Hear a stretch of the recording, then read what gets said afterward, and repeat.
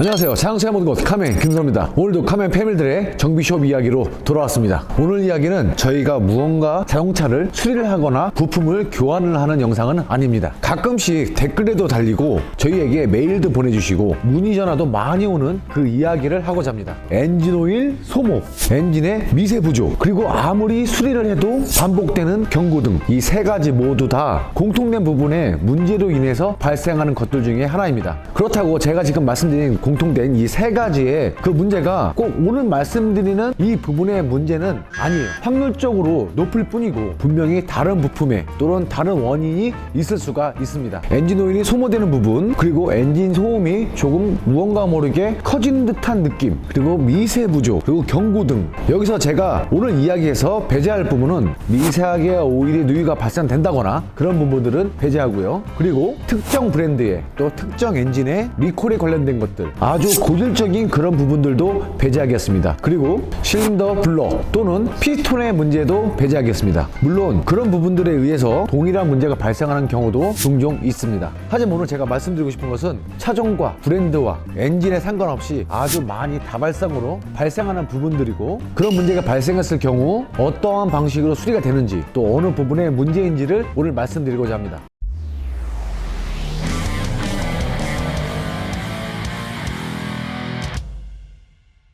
이 부분의 문제는 수입차든 국산차든 다 동일한 것 같아요. 오늘 제가 말씀드리고 싶은 그 핵심 부품은 거의 모든 차량에 다 장착이 되어 있으니까요. 엔진오일이 소모가 되는 경우 엔진을 2등분 했을 때 헤드 쪽과 블록 쪽으로 나누어집니다. 위아래로 나눴을 때 위쪽의 문제인지 아래쪽의 문제인지는 일반 차주분들은 판단하시기 어렵겠지만 정비사분들은 다 확인하실 수가 있죠. 헤드 쪽의 문제인지 블록 쪽의 문제인지. 오일 소모가 될 경우 일명 가이드 구무라고 하는 스템실 작업을 많이 하십니다. 예전 차량들 10년에서 15년 전 차량들은 스템실의 문제가 시간이 지날수록 차량이 노화될수록 많이 발생을 했었어요. 그런데 참 신기하게도 요즘 차량들은 스템실의 문제로 오일이 소모되는 경우가 생각보다 많이 없는 것 같아요. 그만큼 부품의 품질이 좋아졌다는 거겠죠. 엔진오일 소모가 많을 경우 피스톤 문제가 아니라고 판정을 했을 때 이 스템실만 교환하셔도 충분한 효과를 느낄 수가 있습니다. 그런데 요즘 이 스템실만 교환을 해도 문제가 안 잡히는 경우가 많이 있습니다. 엔진 헤드와 밸브를 분리를 했을 때 저희 현장에서 말하는 밸브 가이드라는 것이 있습니다. 그 가이드의 문제가 생각보다 아주 많이 발생을 합니다. 이 밸브와 밸브 가이드의 불량으로 인해서 엔진 소음이 커진다거나 오일 소모가 발생한다거나 엔진의 미세 부조가 발생을 한다거나 그런 경우가 의외로 많이 발생을 합니다. 또 그 부분 때문에 여러 가지 수리를 해도 계속 경고등은 점등이 되고 엔진은 미세하게 무언가 모르게 떨고 있고, 고객님 입장에서는 그 스트레스가 이만저만이 아니죠. 이런 문제로 저희에게 많이 의뢰가 들어오고 그 부분을 수리도 하고 있습니다. 지난주에도 이 비슷한 작업을 또 했었고, 그리고 예전에도 많이 했었습니다. 그리고 지금도 문의가 종종 들어오고 있고요. 제가 오늘 이 영상에서 드리고 싶은 말은 무언가 기술적인 부분을 엔지니어들에게 말씀드리고 싶은 부분은 절대 아닙니다. 우리나라 자동차 정비사분들의 99% 이상이 다 저보다 훌륭하신 분들이기 때문에 그분들에게 제가 기술을 드릴 수 있는 그런 능력은 없습니다. 영상을 시청하시는 비전문가인 자동차를 소유하신 분들께 동일한 문제가 발생했을 때 이해를 돕기 위한 이야기입니다. 이러한 문제로 한 가지 영상을 보여드리면서 제가 이야기를 해드리도록 하겠습니다. 작년에 지인의 부탁으로 차량 한 대가 저희 샵에 들어왔습니다. 그 차량 또한 첫 번째 증상은 오늘 말씀드리고 있는 그 부분에 문제가 발생을 했습니다. 그리고 또 추가적으로 다른 여러 가지 부품의 문제로 인해서 많은 수리를 해야 되는 차량이었죠. 그 영상을 잠시 소환하겠습니다.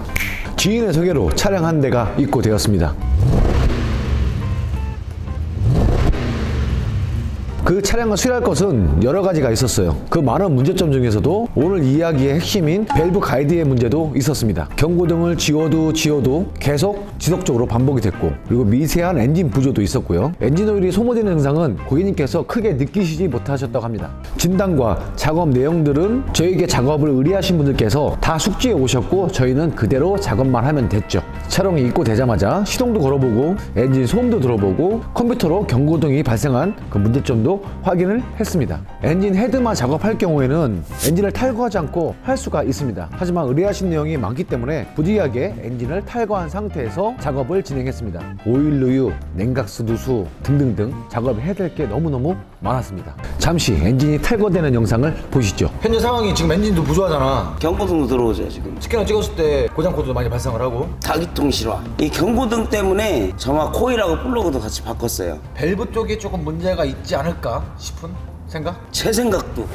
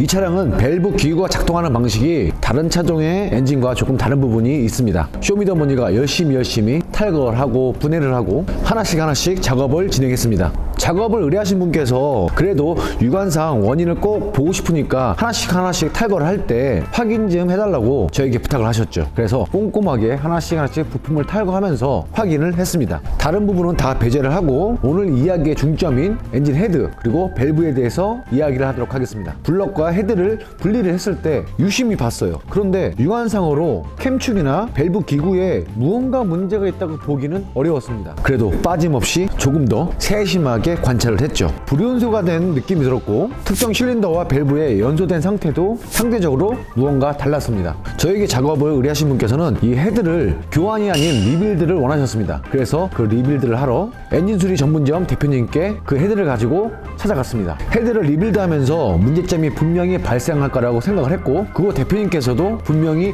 이쪽에 문제가 있을 거라고 말씀해 주셨습니다. 당연히 헤드 교체보다 헤드 리빌드가 저렴하겠죠. 헤드 리빌드 과정을 한번 보여드리겠습니다. 헤드에 세척도 필요하고요. 또 헤드를 탈거했으면 오래된 차량일수록 헤드면이 고르지가 않기 때문에 헤드면이 고르지 않다면 블록면과 헤드 가스켓을 장착을 하고 헤드를 올렸을 때 문제가 발생할 수도 있겠죠. 그렇기 때문에 깎을 수 있는 양만큼 아주 고르게 면을 깎습니다. 그 다음에 또 밸브 기구들도 확인을 해야 되겠죠. 밸브의 상태를 확인해 봤습니다. 그런데 역시나 밸브 가이드와 밸브에 유격이 발생을 했습니다. 너무 유격이 크다 얘는.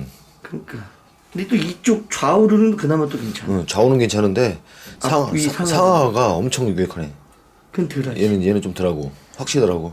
근데 덜하다는 건 아니라는 건 아니잖아. 그렇죠. 상대적인 거니까. 네. 그러니까 결론은 어차피 가이드 다 해야 되네. 작업해야 되네. 작업 교환을 해야 되는 거야. 근데 유독 얘가 제일 심하고. 얘가 제일 심하고.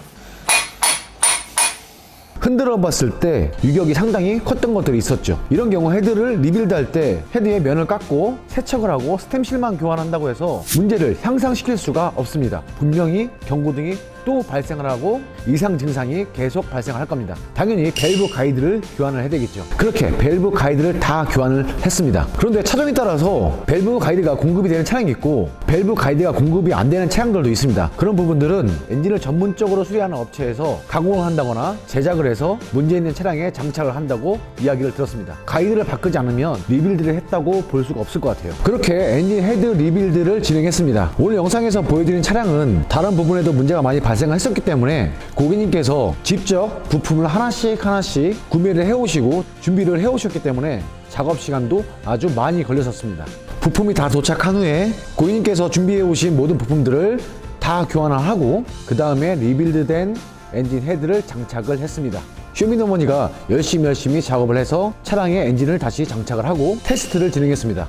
다른 부분들은 다 배제를 하고 오늘 영상의 주제인 바로 그 부분 엔진의 미세부조, 그리고 경고등 그 부분만 중점적으로 말씀드리면 처음에 엔진 경고등을 초기화시켜도 몇 시간 만에 다시 재점등되는 상황이었는데 주행 테스트 결과 며칠 동안 계속 확인한 결과 미세부조도 사라졌고 동일한 엔진 경고등도 발생하지 않았습니다. 오늘 말씀드리는 이 증상으로 인해서 엔진 헤드를 탈거를 해야 될 경우에는 총 3가지의 선택사항이 있는 것 같아요. 첫 번째는 신품으로 교환한다거나 조금 부담스럽죠. 두 번째는 수리된 헤드 교환, 그리고 세 번째는 내 차에서 탈거한 헤드를 리빌드하는 경우입니다. 수리된 헤드를 바로 교환하는 방법과 내 차에서 탈거한 헤드를 리빌드해서 장착하는 이 2가지 방법 같은 경우는 큰 차이는 느끼긴 어렵지만 차량 수리를 의뢰하시는 고객님들의 성향에 따라서 조금씩 다른 부분이 있는 것 같습니다. 내 차에서 탈거한 내 부품을 그대로 사용하시는 것을 원하시는 분들이 종종 있으시더라고요. 내 차에서 오일 소모가 발생을 하고 피스톤에 문제가 없을 경우 스템실만 교환하셔도 되는데 오일 소모도 발생을 하고 또 미세 부조도 있고 경고등이 발생을 하고 정비사님께 확인했을 때 엔진 헤드의 문제로 판명이 되었다면 내 차의 엔진 헤드를 리빌드할 경우 밸브의 상태는 당연히 확인하는 것이고요. 또 스템실도 당연히 교환을 합니다. 그런데 간혹 가다가 밸브 가이드와 밸브에 유격이 없을 경우 그냥 넘어가는 경우가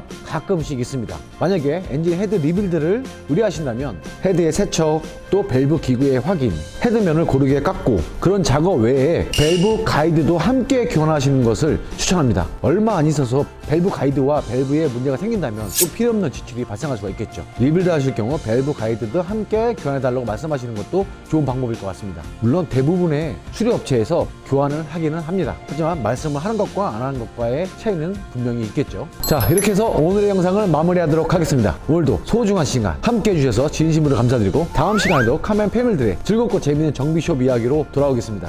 동생들한테 몰카를 하나 찍고 싶은데 이 머릿속에서 아이디어가 안 떠올라요. 아주 이 3명 다 깜짝 놀라게 할 수 있는 좋은 아이디어가 없을까요?